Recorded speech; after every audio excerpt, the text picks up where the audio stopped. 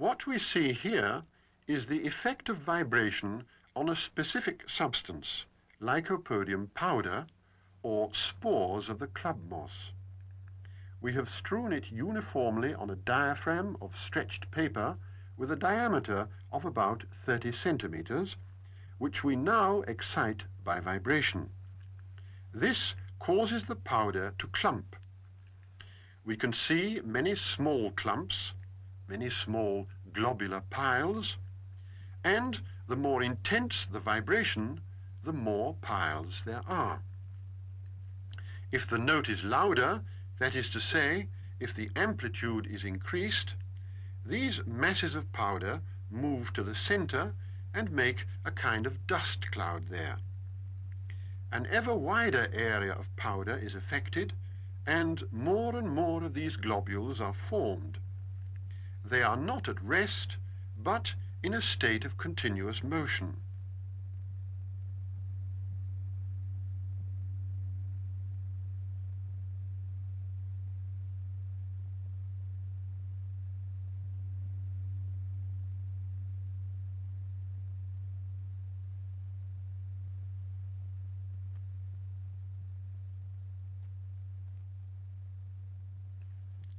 We can see a large circular shape forming in the middle and continuously moving. Sometimes it is whipped up into a cloud, as it is now, and sometimes it reverts to the solid dust particle form. These changes are caused by the differences in the intensity of the tone, that is, by the different amplitudes.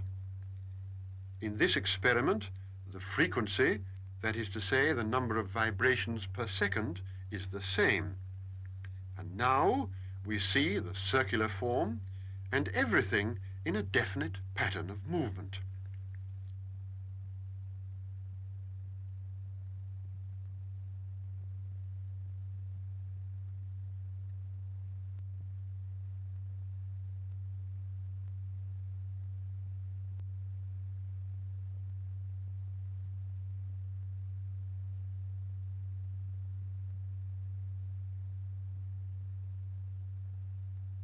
Now we shall take a closer look at these movements. Here is one of these forms. We can see how the material rises up in the middle and is transported to the periphery. This pile of dust, this heap of particles, is in a process of convection.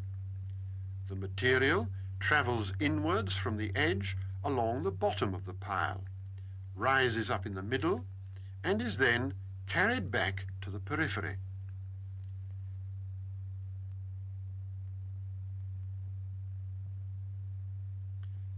Even if the intensity of the vibration changes, there is still a whole system of radial circulation. At certain frequencies, or with certain tones, an extraordinarily interesting phenomenon is seen. Watch. We see two regularly and continuously rotating areas at either end of a diameter, going round and round like weathercocks. This is the expression of a rotating wave motion. We can see they are rotating in an anti-clockwise direction.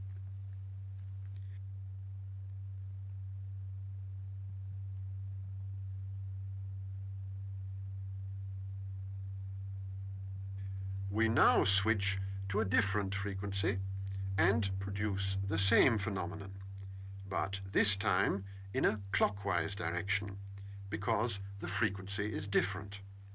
If we go back to the previous frequency, we have the same phenomenon again in an anti-clockwise direction. Notice that this rotary movement does not affect the circulation or convection in the least. Now we can excite the same material with different tones all the way through the frequency band and watch what happens. Here we have lycopodium powder at a relatively soft sounding tone, and we see that the pattern figures most prominently. We have motion too, and circulation, but above all, it is the structural pattern that strikes the eye.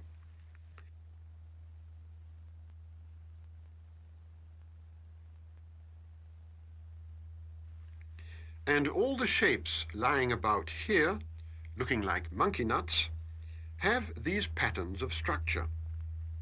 Again and again, there are convection cells, circulatory systems, forming there, making structural patterns in the lycopodium.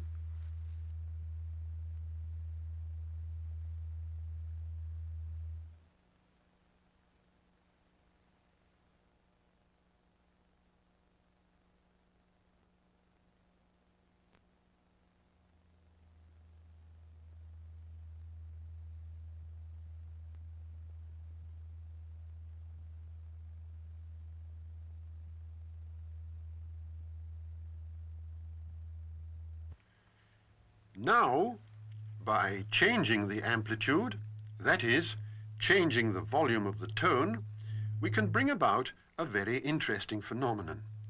The tone is the same, but we introduce a burst, an amplitude burst, and every time we do so, it integrates the whole situation.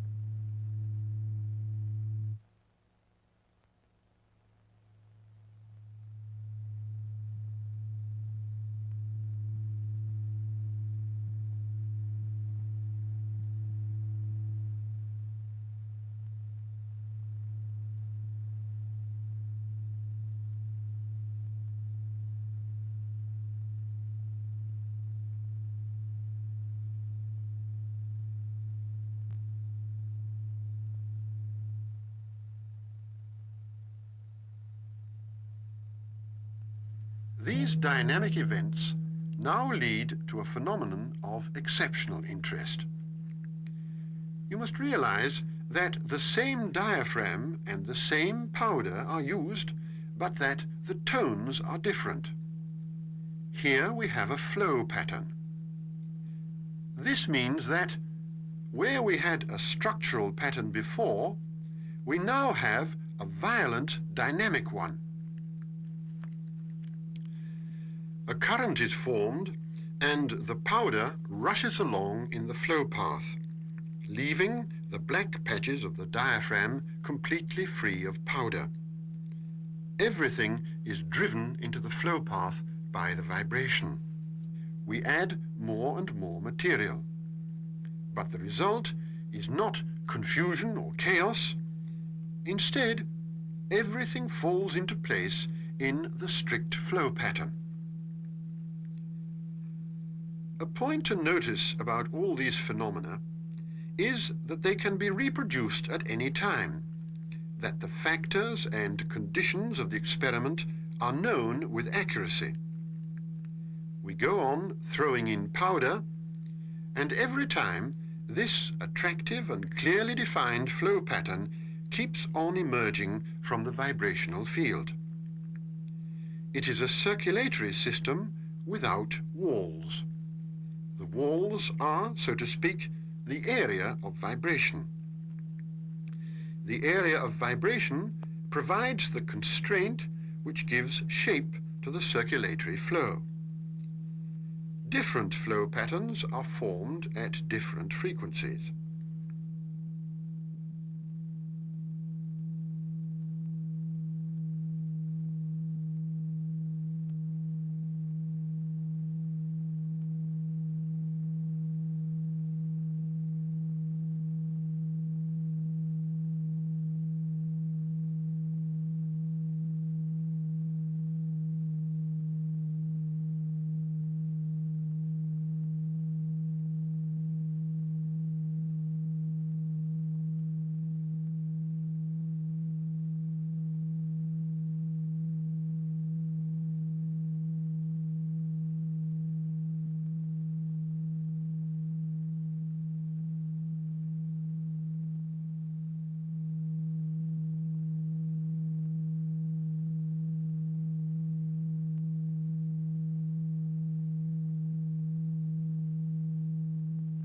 This is a kind of double current, but at other frequencies we have, as it were, a four-part or quadrantal pattern. Here we have a formation with four fields. Here again we throw in powder, and once more it is embodied in the exact quadrantal flow pattern created by the vibration.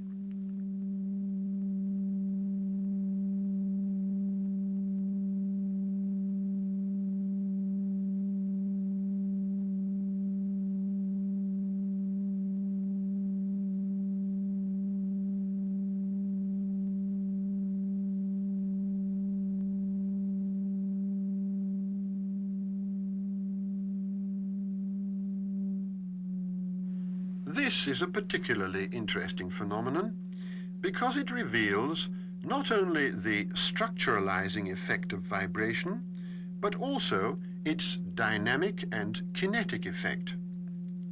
Here we have a cloud of lycopodium powder created by vibration, and in it we can see extraordinary life and movement. We have eddy formations and sometimes even regular pairs of vortices. Then we have turbulences or unstable wave formations. And the interesting thing is that during all this welter of movement, we have a structuralizing element on the diaphragm. At the very same time, there is this zebra pattern on the diaphragm. Its one pole is structure, and its other pole, dynamics.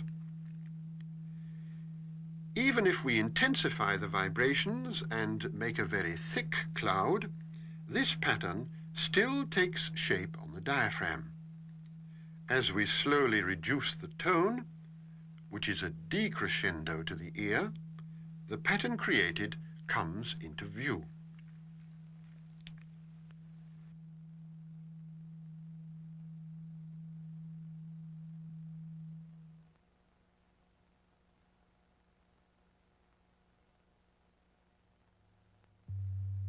In the vibrational fields of this lycopodium and of other materials, we saw time and again that in certain places the material is thrown up, then all is quiet, then it is thrown up once more, then all is quiet again. We saw that it kept to certain places, that it did not splash about just anyhow, but that everything took place in particular spots. In this shot, we can see how there is one place on the diaphragm in the middle of our picture where the material keeps on being thrown up. And observation has shown that what we have here is an interference phenomenon. The action of the waves is cumulative. Their effects are summated at these spots, causing the mass to be ejected. Then quiet returns. Then there is another summation.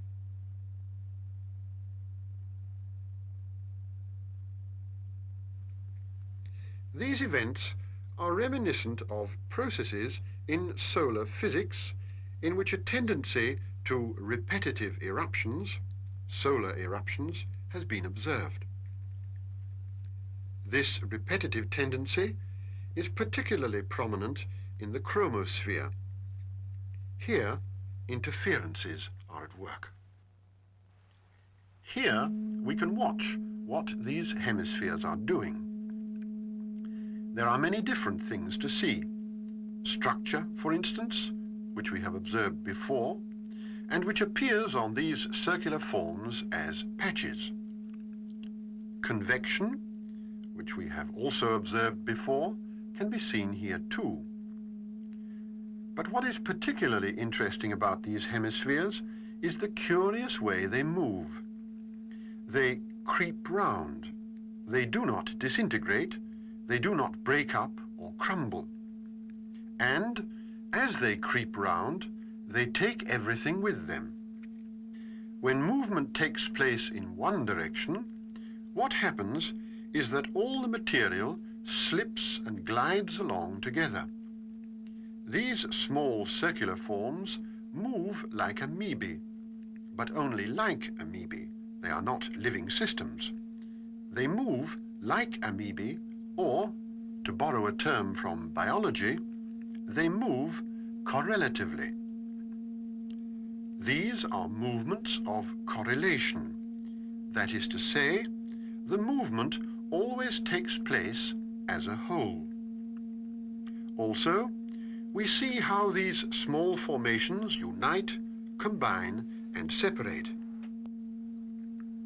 In this way, we realize there is always a whole. We always have something entire and complete before us. This is a particularly interesting phenomenon. We are able to discover it by using crystal oscillators.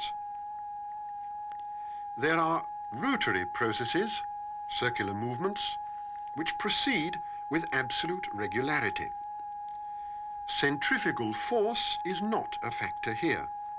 The whole pattern is elicited by continuous parallel waves.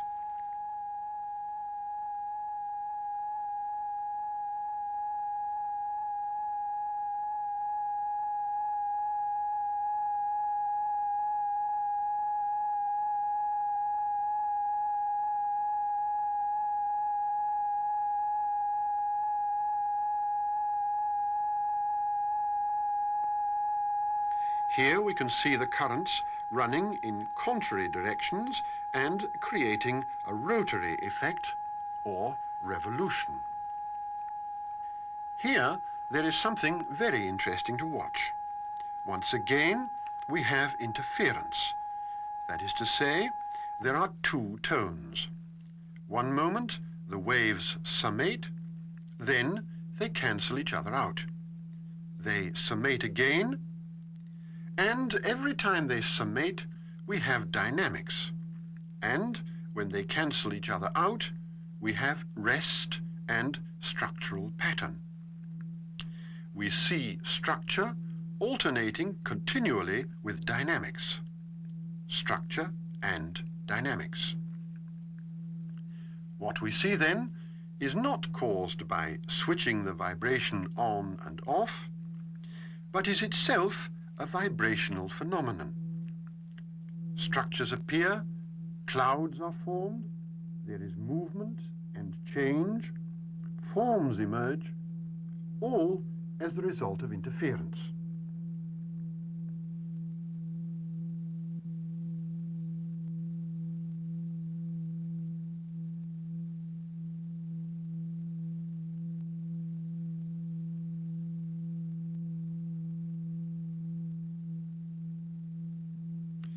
Whole squads of forms appear, unite again, separate again, but always there is wholeness. It is as if these vibrational fields were providing models for a holistic theory. Here again we have continuous waves. These are very large diaphragms, rubber diaphragms, more than a square meter in size. Whole squads stream along in one direction, others in another direction. Structural patterns appear, structural patterns unite.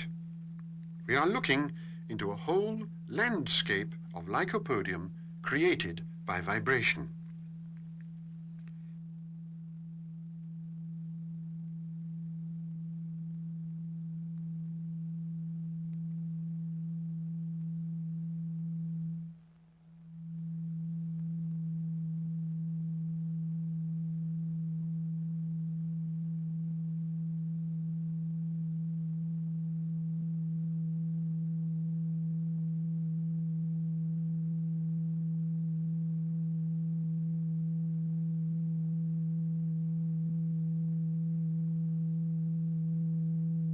Once again, we have material rotating under the influence of continuous waves. And we can see how, in certain places, there is an inward flowing current, and in other places, there is also an inward flowing current from the other direction. So we have, as it were, rivers of material flowing in from diametrically opposite directions, and they are then revealed in these regions of rotation. The points of inflow are diametrically opposed in these rotating areas.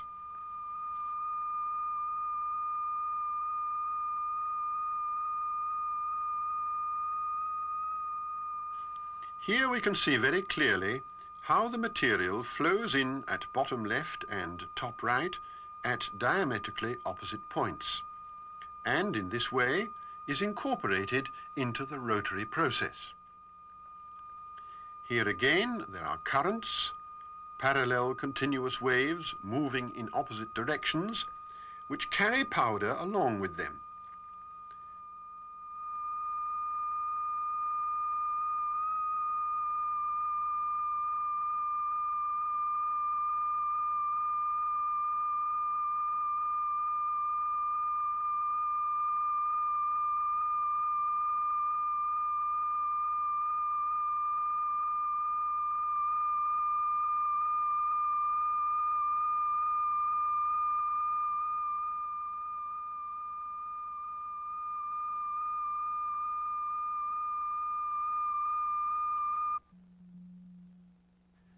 This last experiment is really extraordinarily interesting. We are looking into a funnel. We apply vibration, and the material is brought out of the bottom of the funnel. It is transported upwards against the force of gravity. But it is not simply thrown out. It moves round the periphery of the diaphragm, round its circumference, and then goes down into the funnel again. If we intensify the tone, then the upward march of the material is preponderant. If we make the tone soft, the material slides down again because the static friction on the undersurface of the diaphragm is reduced. The adhesion is reduced, and consequently the powder slides down again when the vibration is less intense. Sometimes then we have a process in which the material moves out, and sometimes a process in which it slips back. When it slips back, it covers the whole cone. When it slips out, it climbs up the wall of the cone. So, on the one hand, we have an anti-gravitation effect, and, on the other, a sliding effect resulting from reduced adhesion. When the vibration is of a particular character, we have a process in which the material is transported out and, at the same time, slips back, so that there is a convection current on a grand scale. This is a detail from part of the edge. It is a complex phenomenon, but all in all, its organization is unitary. Anti-gravitation, a downward slide due to reduced adhesion, and convection of the whole mass of powder.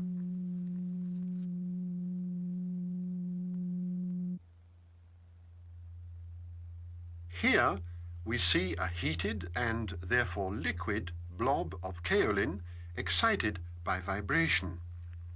In this experiment, we can follow how the phase of the material changes as it cools. First of all, we have wave fields. We can watch the liquid substance rippling.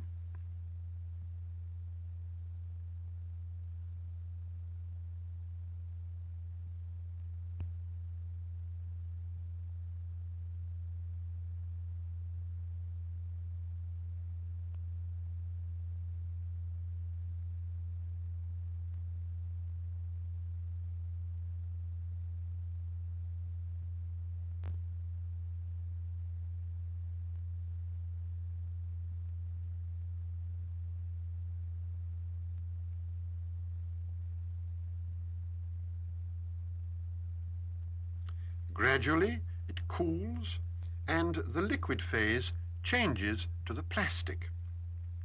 And from the plastic phase, it proceeds to the solid phase.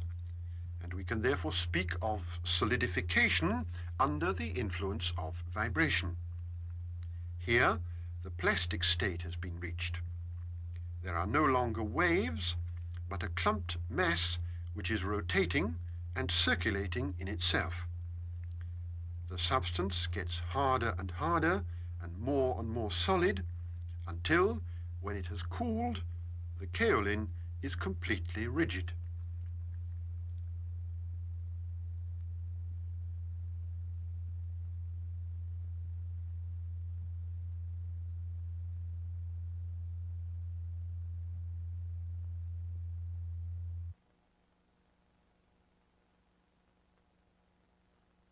All these forms, all these structures which we see here, have been created purely and simply because the substance has solidified under the influence of vibration.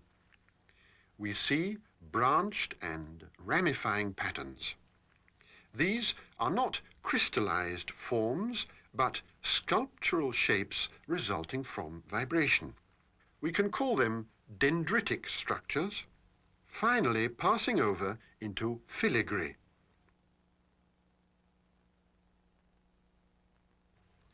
What is involved then is a change of phase under the influence of vibration, solidification, that is, as an effect of vibration.